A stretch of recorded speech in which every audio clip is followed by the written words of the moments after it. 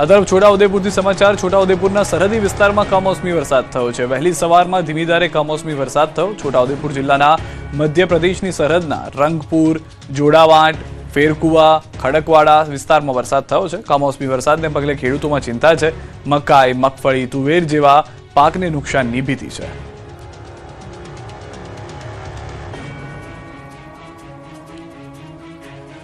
અને હવે ગરમીમાં શેકાવા થઈ જજો તૈયાર. ગુજરાતમાં 2 દિવસથી માવઠું તારાજી સર્જી રહ્યું છે. એપ્રિલ મહિનાના 8 દિવસ પૂર્ણ થવા છતાં હજુ ઉનાળો ચાલુ હોય તેવો અહેસાસ નથી રહ્યો. પરંતુ હવે ગરમીમાં શેકાવા થઈ જજો તૈયાર.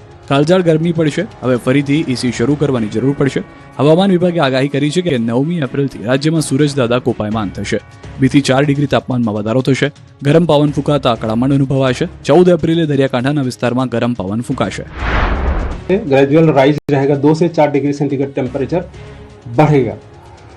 और जो कोस्टल क्षेत्र है हमारा गुजरात रीजन की जो तटीय क्षेत्र है और सौराष्ट्र कच्छ की जो तटीय क्षेत्र है, इक्का दुक्का स्थानों में हॉट एंड ह्यूमिड कंडीशन के लिए डिस्कम्फर्ट रहेगा.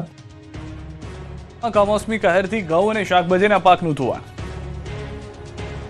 સાબરકાંઠા જિલ્લામાં મિની વાવાઝોડા સાથે ત્રાટકેલા તોફાની માવઠાએ કહેર મચાવ્યો છે.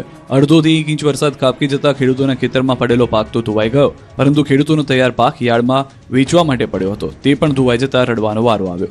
યાર્ડમાં પાણી વહેતા થતા ઘઉં સહિતનો પાક પાણીમાં તરતો જોવા મળ્યો. ખુલ્લા પટમાં પડેલો પાક ભીંજાઈ જતા વેપારીઓ અને ધરતીપુત્રોને મોટું નુકસાન થયું. ત્યારે યાર્ડમાં તમાકુની ખરીદી બંધ કરાઈ. તમાકુનો પાક માર્કેટમાં ન લાવવા ખેડૂતોને જાણ કરાઈ.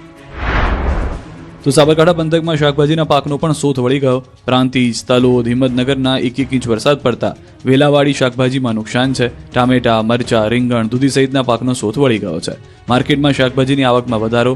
હોલસેલ શાકભાજીના ભાવમાં 30 થી 50% સુધીનો ઘટાડો થયો છે. ધરતીપુત્રોને ખર્ચ પણ નીકળે તેમ નથી. બીજી તરફ હોલસેલ કે છૂટક વેપારીઓ પણ જોઈએ એટલું જ શાકભાજી ખરીદતા ખેડૂતો પાસે શાકભાજીનો ભરાવો થઈ ગયો, જેને ફેંકી દેવાનો વારો આવ્યો છે.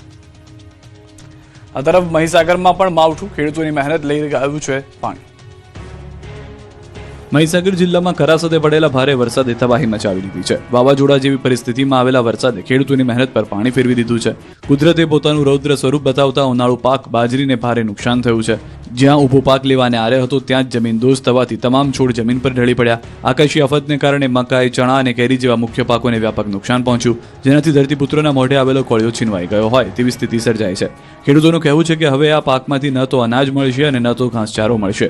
કુદરતના પ્રહારથી ખેડૂતો પાયમાલ થઈ ગયા છે. ત્રાટકેલા વરસાદે બધી જ ગણતરી ઊંધી પાડી દીધી છે. તેથી સરકાર પાસે તાત્કાલિક સહાયની માંગ ઉઠી છે.